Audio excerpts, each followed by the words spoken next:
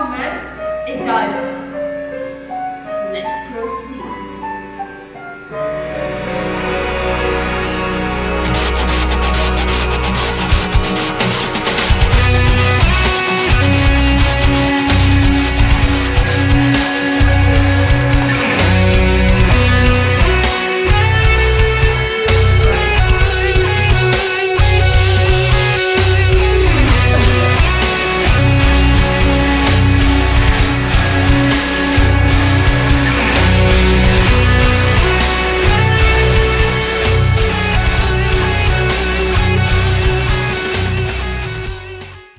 I don't care if women have rights. Do I think women's right to vote is important? Let me answer your question with a question. Are coconuts orange? Actually, John, they are. Susan B. Anthony was born February 15, 1820, into a Quaker family in Adams, Massachusetts. Her family was active in the temperance movement and the anti-slavery movement. Her father believed in gender equality and sent all of his daughters to a Quaker boarding school for an education. Hey, Eryn. Hey, Meaghan. What was Susan B. Anthony like? Well, she was compassionate. She was aggressive. She was intellectual. And inspirational. Wow, she sounds like a great woman. She was.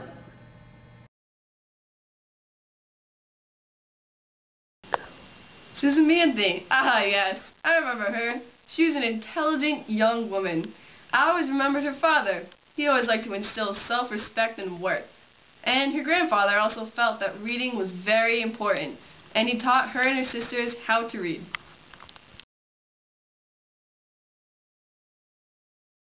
Go. So what did your relationship with Susan B. Anthony accomplish? Me and Susan became good friends quickly. I guess the reason she became interested in women's suffrage was because she was upset that women could not speak at temperance rallies. We began publishing the Revolution paper through one of our organizations, and later Susan, my friend Miss Gage, and I published 4 volumes of the history of women's suffrage. It was extremely important to Susan that women had the right to vote. So yeah, I guess over the years we became a great team.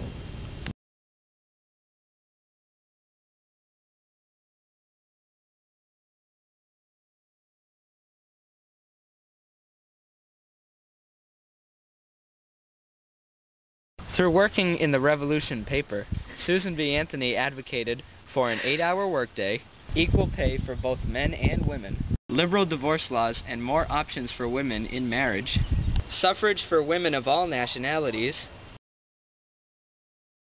Their motto was, men their rights and nothing more, women their rights and nothing less. It was important to Susan B. Anthony that women attend the University of Rochester. She needed to earn $500,000 in pledges. To help, she pulled out the value of her life insurance policy in order to reach the deadline. Soon after, women were admitted into the University of Rochester. As a citizen of the United States, I demand the right to vote. Mr. Storrs wants to see you. What for? To arrest you. Is this how you arrest men? No. Then I demand to be properly arrested.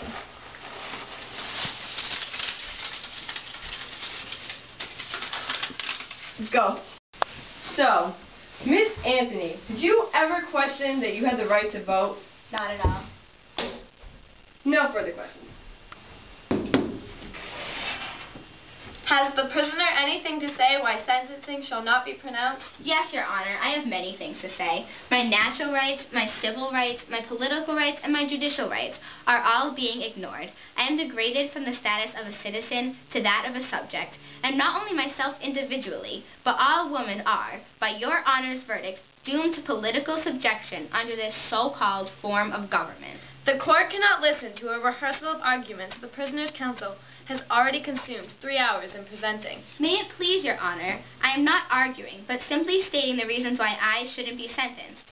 Your denial of my right to vote is the denial of my right of representation as a taxpayer, the denial of my right to a trial by jury, and, therefore, the denial of my sacred rights to life, liberty, property, and... The court cannot allow the prisoner to go on. But, Your Honor, will not deny me this one and only poor privilege of protest against this outrage upon my rights. May it please the court to remember that since the day of my arrest last November, this is the first time that either myself or any woman has been allowed a word of defense before the judge or jury. The prisoner must sit down. The court cannot allow it. All of my prosecutors, not one is my peer, but each and all are my political superior, and had your honor submitted my case to a jury, even then I should have had a cause of protest. For not one of those men was my peers, and every one of them was my political superior, hence, in no sense, my peer. Precisely, as no woman is entitled to sit upon a jury, and no woman is entitled to vote, hence, jury, judge, and counsel must all be of the superior class. The court must insist. The prisoner has been tried according to the established forms of law. Yes, Your Honor, but the forms of laws are all made by men, interpreted by men, administered by men, and in favor of men, and against women. And hence, Your Honor's ordered verdict of guilty against a United States citizen for the exercise of that citizen's right to vote, simply because that citizen was a woman and not a man. The court orders the prisoner to sit down. I will not allow another word. When I was brought before Your Honor for trial, I hoped for a broad and liberal interpretation of the Constitution and its recent amendments to allow equal rights in the United States. But failing to get this justice, I ask not leniency at your hands, but rather full rigors of the law. The court must insist. The prisoner will stand up. The sentence of the court is that you pay a fine of $100 and the cost of the prosecutors. May it please Your Honor, I shall never pay $1 of your unjust penalty. All the stock in trade I possess is a $10,000 debt incurred by the publishing of my paper, The Revolution, 4 years ago, the sole object of which was to educate all women to do precisely as I have done, rebel against your man-made, unjust, unconstitutional forms of laws that tax, fine, imprison, and hang women, while they deny them the right of representation in the government. And I shall work on with might and main to pay every dollar of that honest debt. But not a penny shall go to this unjust claim. I shall earnestly and persistently continue to urge all women to the practical recognition of the old revolutionary maxim, the resistance to tyranny is obedience to God. Madam, the court will not order you committed until the fine is paid. Woo! Unfortunately, Susan B. Anthony died in Rochester, New York on March 13, 1906. She was 86 years old, and her last public words were, "Failure is impossible." Soon after, Wyoming became the first state to give women the right to vote. I think they deserve rights, like everyone else. Yeah, I think they should have women's rights. Yes, women's rights are necessary and important. I think women's rights are really important because it's half the population, basically, that otherwise wouldn't be getting a say. And so I'm happy that women have the right to vote. And I can't wait until I can vote. I think women's rights are extremely important. They're people in this country too, and I think that everybody's equal. Alright, I think women's rights to vote should be, we should have it, and they should be able to vote. Yes.